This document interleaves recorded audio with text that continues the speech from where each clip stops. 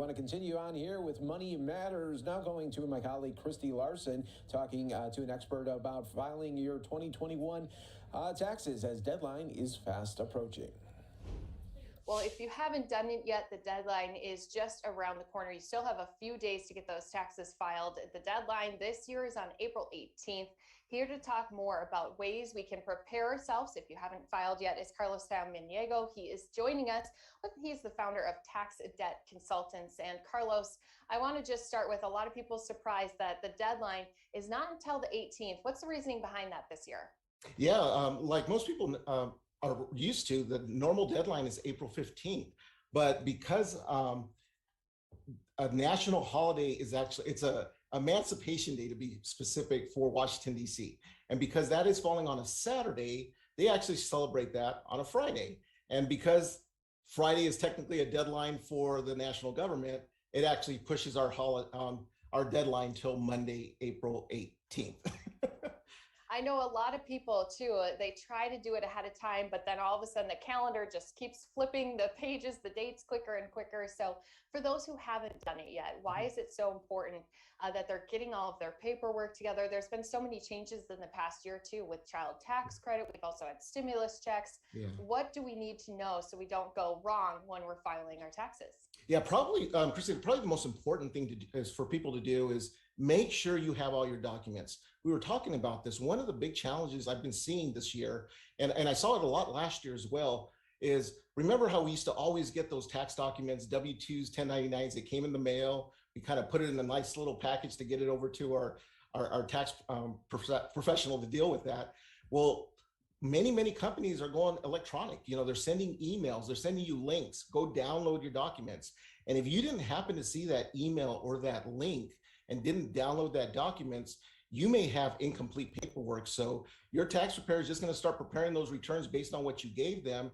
And the last thing you want is a surprise audit down the road because you forgot to include something. So that's the big one, is just make sure you have all your documents. And please don't rush. This is a big one, Christy. People are like all of a sudden calling 3-4 days before the tax deadline. And it's rare, if almost impossible, to get anybody that's willing to do it because we can't rush it that quick. And it's much better, just make sure you get your extension filed by the tax deadline, April 18th here. At least get that deadline, the extension filed, because that at least gives you until October 15th to get that thing filed. So that's really important to remember that. And I know too, when we were speaking ahead of time, you said a lot of people ended up owing this year, and that sometimes can lead to problems, especially if maybe you were hoping for that return so that money could be used to be spent elsewhere. Now, all of a sudden you're saying, I'm going to owe hundreds of dollars, if not even more. I just won't file. That's the wrong way to think about that. Absolutely, Christy. You know, I mentioned to you earlier, the reason I started my company is I went 8 years not filing taxes. So, and the number one reason people don't file their taxes is because they end up owing taxes. You know, they start preparing their returns and I can't afford that bill. And the big mistake is for you not to file the return.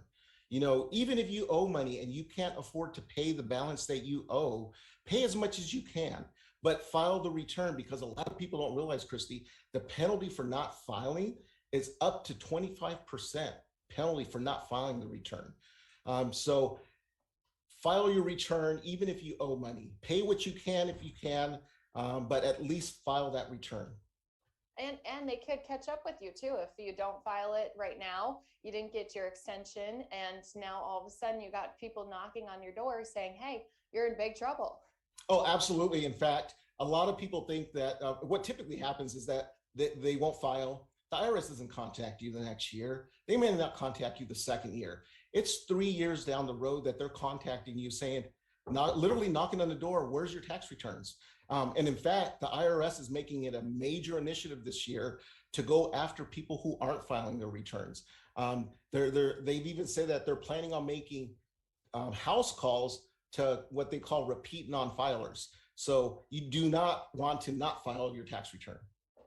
That could cause a big problem too with scammers. I'm sure that's a story for another time. That's a story. That's an entire other story.